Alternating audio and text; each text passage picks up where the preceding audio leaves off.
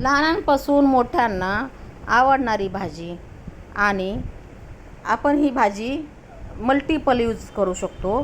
टिफिनला देऊ शकतो किंवा पुरी भाजी म्हणून नाश्ता करू शकतो किंवा आपण डोशामध्ये मसाला डोसा करण्यासाठी वापरू शकतो.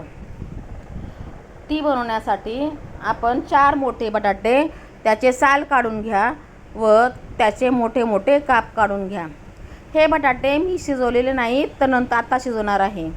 त्यासाठी थोडेसे मोठेच काप करून घ्यायचे आणि हे अशा पद्धतीने. आता हे बटाट्याचे काप पाण्यामध्ये टाकून ते छान धुवून घ्या, म्हणजे त्याचं स्टार्च निघून जाईल. आणि ते धुतल्यानंतर त्यामध्ये पाणी टाकून घ्या. हे पाणी आता स्वच्छ दिसेल. आता त्यामध्ये थोडंसं मीठ टाकून हे शिजवायला ठेवून घ्या, म्हणजे आपली भाजी लवकर तयार होते. बटाटे शिजतात तोपर्यंत आपण वाटण तयार करून घेऊया. त्यासाठी हिरवी मिरची, लसूण, अद्रक आणि कोथिंबीर हे वाटून घ्या आणि फोडणीची तयारी करून घ्या.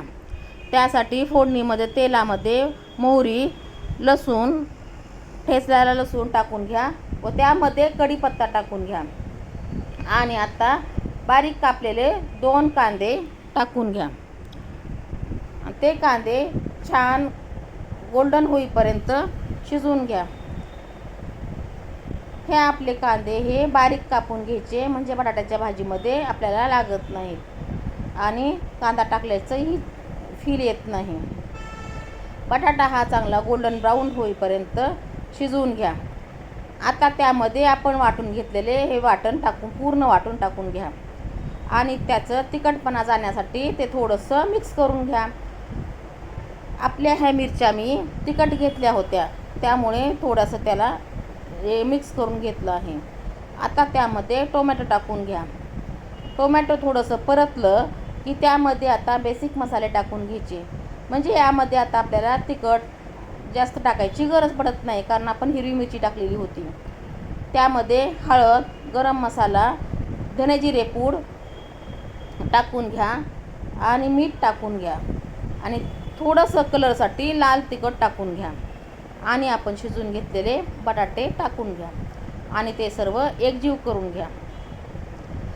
बटाट्याला हा सर्व मसाला लागला पाहिजे, अशा पद्धतीने एकजीव करून घ्या, म्हणजेच बटाट्याला आपला मसाला लागेल. आपण हे बटाटे शिजवताना थोडंसं मीठ टाकलं होतं, त्यामुळे आपले बटाटे ही छान लागतात आणि मसाल्यालाही मीठ टाकल्यामुळे मसालाही छान लागतो. आपल्याला वरून नंतर मीठ टाकायची गरज नाही. आता ही भाजी शिजली की आपण टिफिनमध्ये टाकून टिफिन देऊ शकता. चॅनलला लाईक, शेअर आणि सबस्क्राईब करा आणि तुम्ही कुठून पाहता तेच मला सांगा.